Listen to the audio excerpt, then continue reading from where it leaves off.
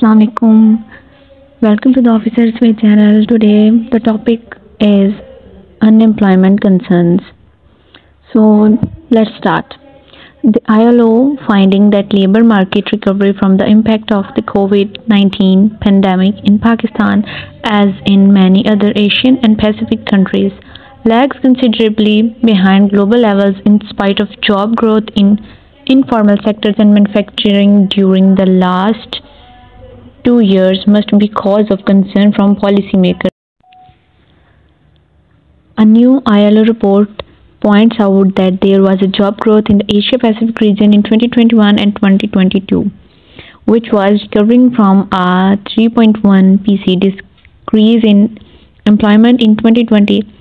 Yet a job gap of 22 million persists, which it is predicted will increase to 26 million next year, given the obstacles to growth in the current geopolitical, global and regional context.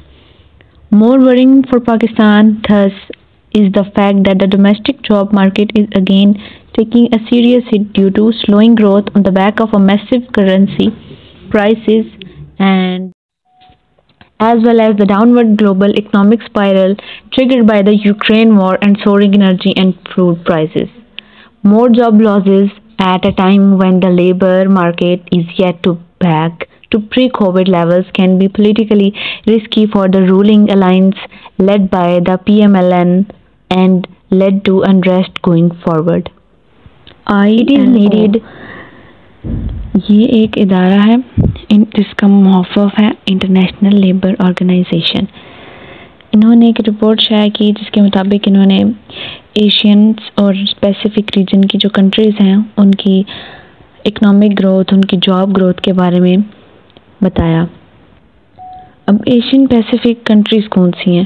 یہ سامنے آپ کی list ہے. یہ جتنی بھی countries ہیں یہ ساری ایشین پیسیفک کنٹریز ہیں، جس میں China, Japan, Pakistan, India, Cambodia, Philippines, Indonesia, یہ ساری کنٹریز جو ہیں ایشین پیسیفک ریجن کے اندر آتی ہیں. اب ILO نے ایک سروے کیا، ایک رپورٹ تیار کی، ایک ریسرچ کی جس میں انہوں نے بتایا ان سارے ریجنز کی جاب گروتھ کے بارے میں، جو کہ پینڈیمک کے شاک کی وجہ سے، پھر ریسنٹ جو فلڈز وغیرہ ہیں، جو کلائمیٹک چینج ہوئے ہیں اس کی شاک کی وجہ سے جو ان کنٹریز کی سچویشن رہی ہے وہ انہوں نے بتائی، اور موسٹلی پاکستان کی بھی، کیونکہ پاکستان کی جو سچویشن تھی کلائمیٹ چینج کی وجہ سے بہت خراب ہو چکی تھی، کووڈ کی وجہ سے بہت متاثر ہوئی ہیں یہ ایشین پیسیفک کنٹریز.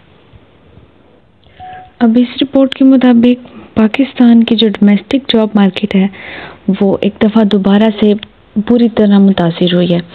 اب اس کی وجوہات کیا ہیں؟ سلو گروتھ ہے،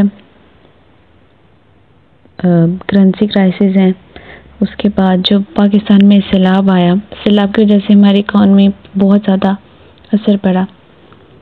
پاکستان کے علاوہ جو باقی کنٹریز ہیں جو میں نے آپ کو بتایا اس ریجن میں آتی ہیں ان کا بھی اکنامک ڈاؤن فال ہوا، جس میں یوکرین وار شامل ہے. یوکرین وار جب ہوئی تو فوڈ کی پرائسز اور انرجی کی پرائسز بہت زیادہ تیزی سے انکریز ہوئی، جس کی وجہ سے معاشی بحران ہوا. پاکستان کا جو کلائمیٹ چینج کی وجہ سے پاکستان میں سیلاب آیا، جس کی وجہ سے 1740 لوگ جاں بحق ہوئے، اور اس کے علاوہ 33 ملین لوگ اس سے متاثر ہوئے، جس کی وجہ سے پاکستان میں اکنامک کرائسس آئے. اس کے علاوہ اتنا زیادہ جب چیزیں متاثر ہوئیں تو اس کی وجہ سے مارکیٹس کا ڈاؤن فال ہوا، بہت زیادہ لوگ بے روزگار ہو گئے، بے گھر ہو گئے، جو کہ یہ وجہ بھی ہے بے روزگاری کی پاکستان میں. اب اس سے پہلے جب کووڈ-19 آیا تو اس کی وجہ سے بھی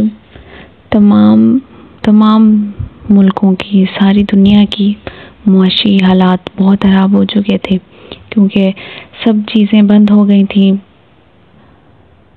کوارنٹین ہو گیا تھا سب کچھ، لاک ڈاؤنس لگے تھے، جس کی وجہ سے مارکیٹس بند ہو گئیں، روزگار بند ہو گیا، انمپلائمنٹ زیادہ ہو گئی. اب ان ساری چیزوں کو مد نظر رکھتے ہوئے ساری جو کنٹریز ہیں ان سب کو انہوں نے سوچنا شروع کیا اس بات پہ کہ پھر ان سارے مسائل کی وجہ سے جو تمام ممالک انہوں نے یہ سوچنا شروع کیا تھا کہ جو ان کی پالیسیز ہیں، پالیسی میکرز ہیں، جو ان کو ایک خاص پالیسی اس معاملے میں بنانی چاہیے کہ جو گورنمنٹ ہے نا وہ ایک خاص پلان کے تحت چلے، تاکہ جب بھی کوئی دنیا میں ایسا کرائسس آئے یا جب بھی کوئی کے ملک میں کوئی بھی کسی قسم کا بھی کرائسس آئے، کوئی قدرتی آفات آئے یا کوئی بیماری آئے، کوئی پینڈیمک آئے، تو اس میں ان کو کس طرح سے